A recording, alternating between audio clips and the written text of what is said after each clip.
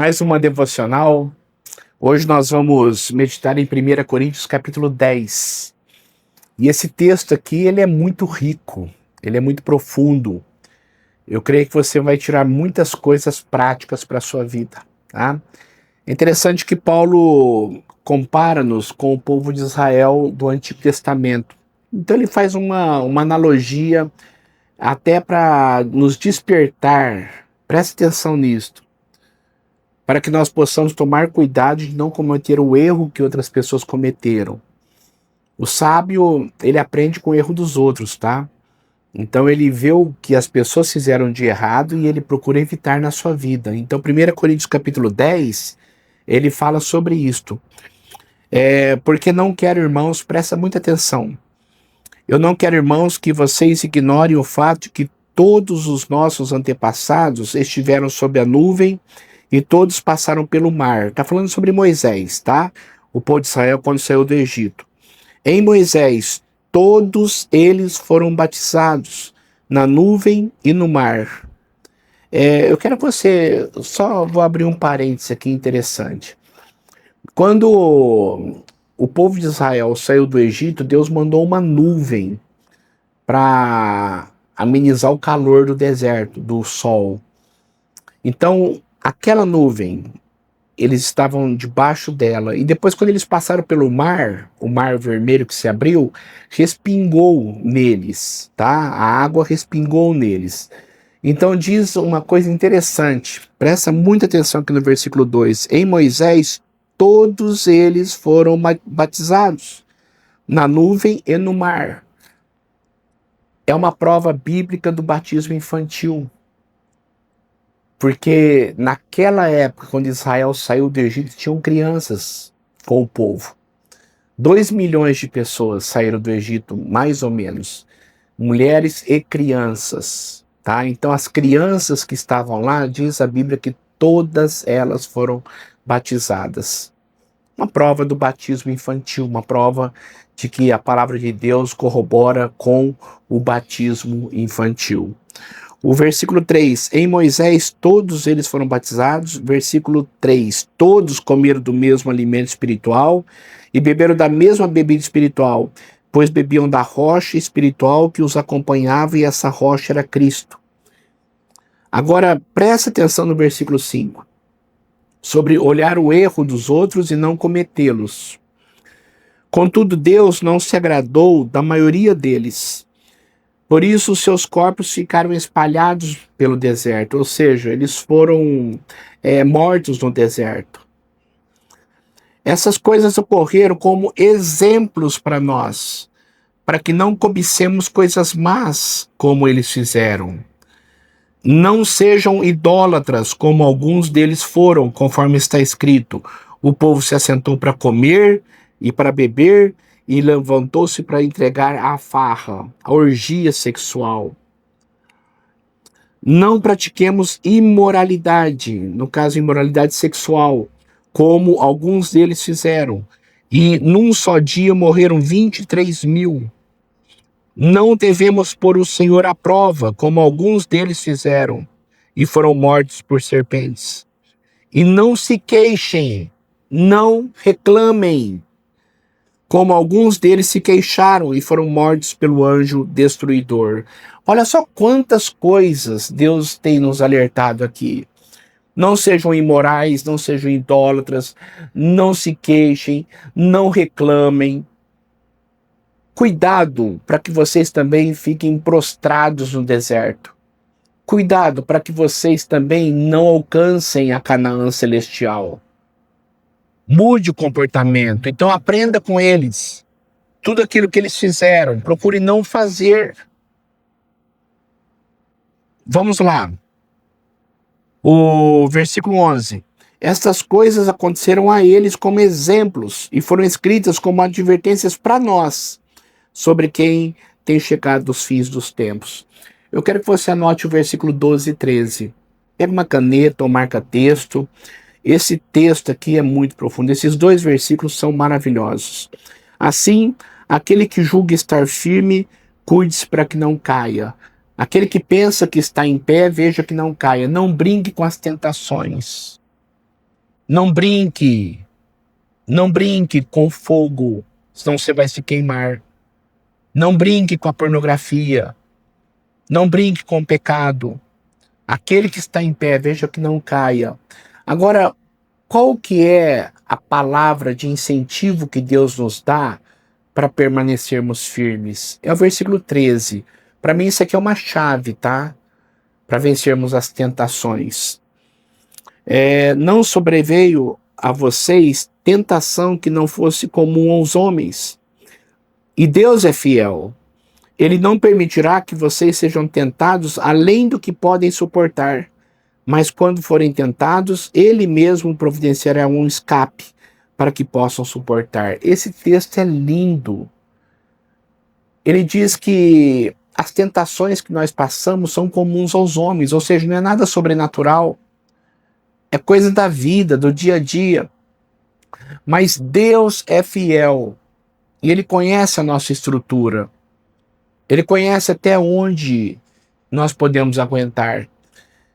E diz a palavra que Deus não permitirá que sejamos tentados além das nossas forças. Isso aqui é muito profundo.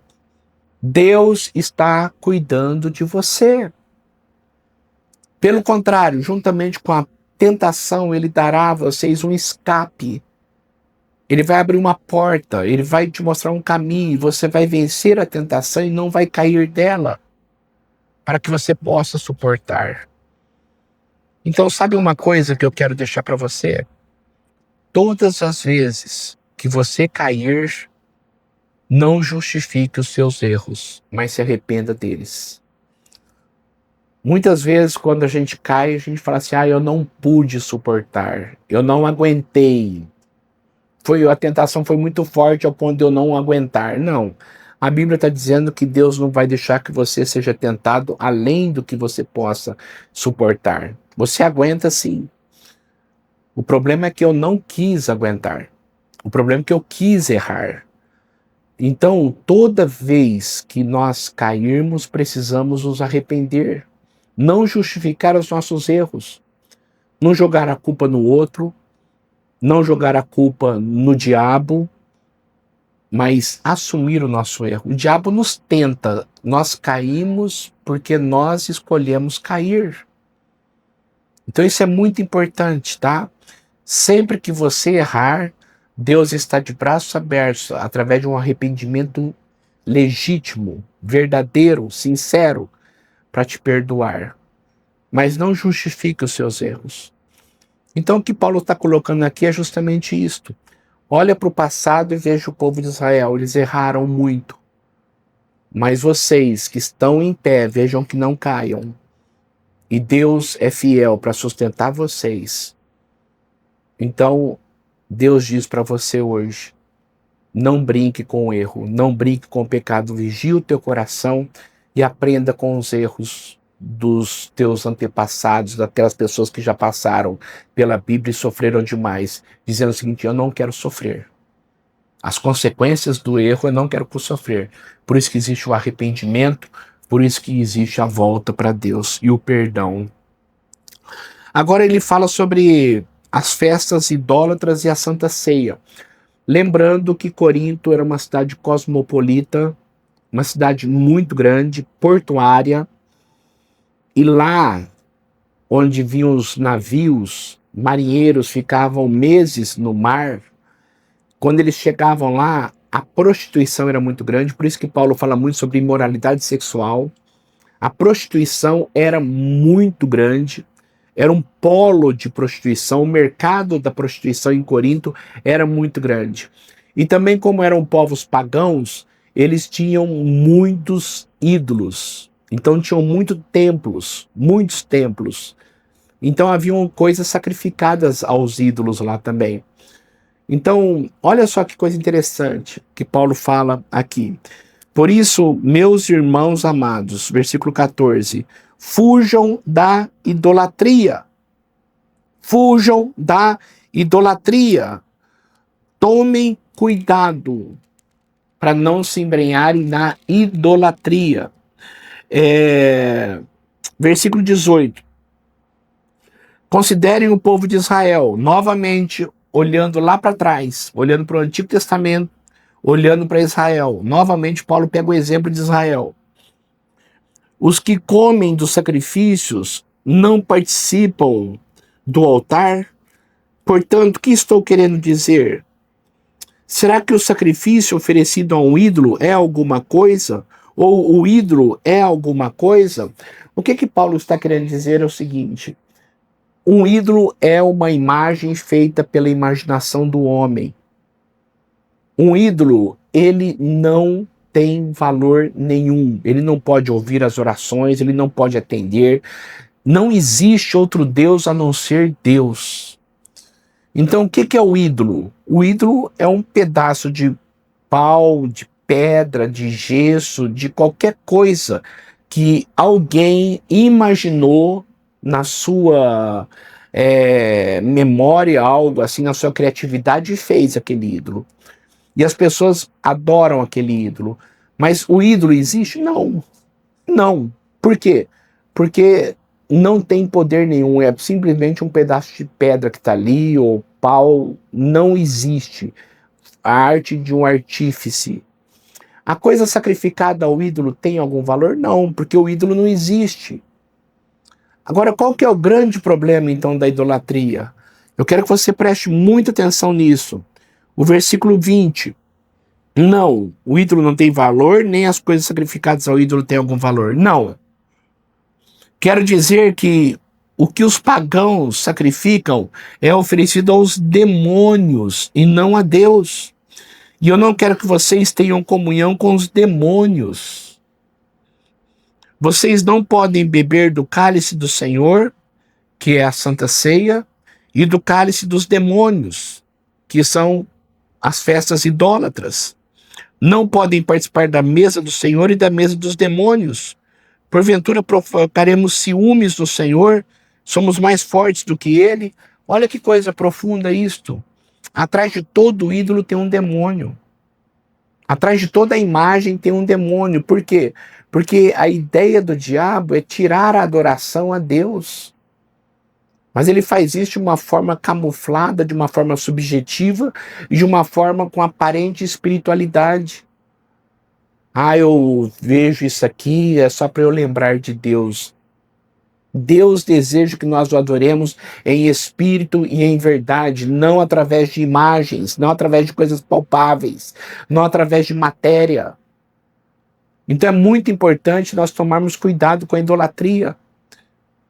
Todas as pessoas que mexem com idolatria estão mexendo com demônios. Igual todas as pessoas que mexem com espiritualismo, consulta aos mortos, estão mexendo com demônios, porque os mortos não voltam. E as coisas que acontecem muitas vezes nesses lugares de fenômenos são demônios. Esta é a palavra que nos abre os olhos, que ilumina o nosso caminho, que mostra a verdade. Então tome cuidado com isto. Agora, a liberdade do cristão, esse texto aqui é muito profundo. Tudo é permitido, 23, mas nem tudo convém. Tudo é permitido, mas nem tudo edifica. Ninguém deve buscar o seu próprio bem, mas sim os dos outros. Comam de tudo que se vende no mercado, sem fazer perguntas por causa da consciência, pois do Senhor é a terra e tudo o que nela existe. Do Senhor é a terra e tudo o que nela existe. O que Paulo está dizendo aqui? Todas as coisas me são lícitas. Todas as coisas é permitido. Mas nem tudo convém. Eu posso comer uma carne sacrificada ao ídolo? Posso. Por quê? Porque o ídolo não tem nenhum valor.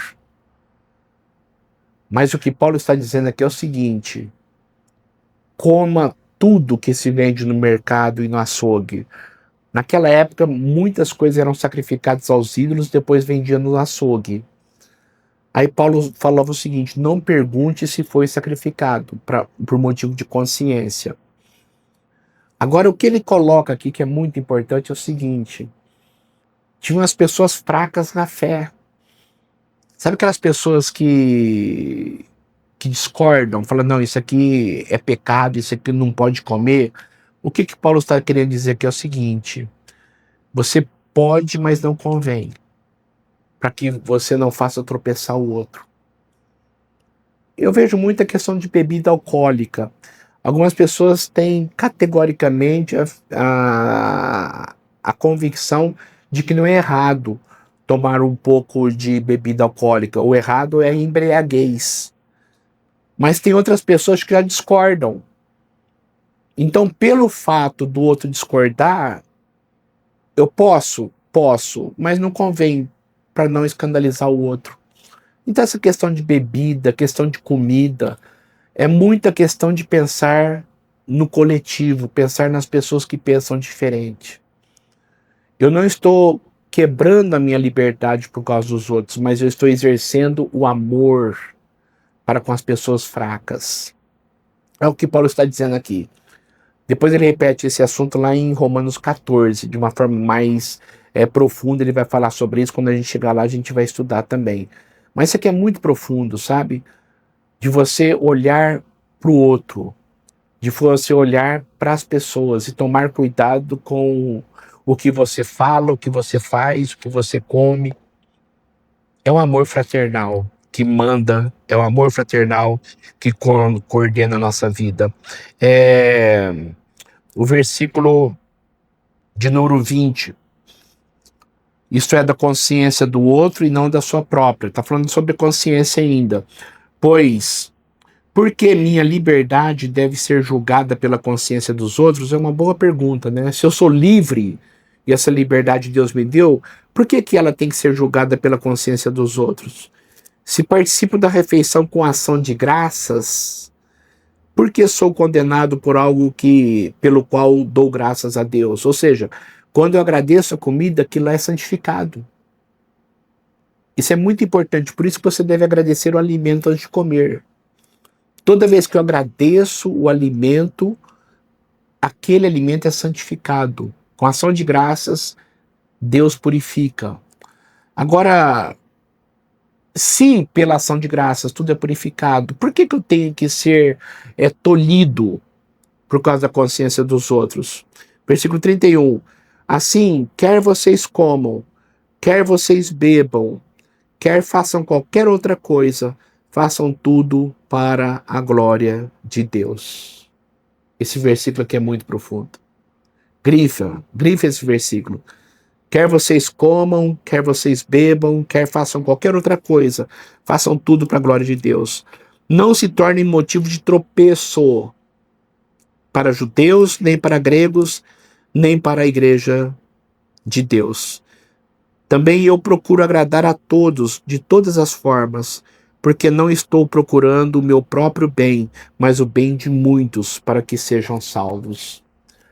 Às vezes é a maneira que a gente age, a gente ganha a pessoa. E a maneira que a gente age, a gente fecha as portas para aquela pessoa não conhecer Deus por causa da nossa arrogância. Por isso que ele fala que todas as coisas me são lícitas, mas nem todas me convêm. Eu posso, mas não convém. Muitas vezes por causa que vai trazer tropeço sobre a vida dos outros. O amor tem que prevalecer, tá bom? Essa que é a essência do cristianismo. É o amor. Vamos orar. Pai, obrigado porque o Senhor tem nos alertado, tem nos educado, tem falado conosco. Obrigado, ó Pai, porque queremos te honrar com a nossa vida, com a nossa bebida, com a nossa comida, com os nossos atos, com as nossas palavras, com o nosso trabalho, com as nossas atitudes, com tudo que nós fizermos, queremos te honrar. Que o Senhor nos ajude e, acima de tudo, encha o nosso coração de amor. Amor pelo Senhor acima de tudo.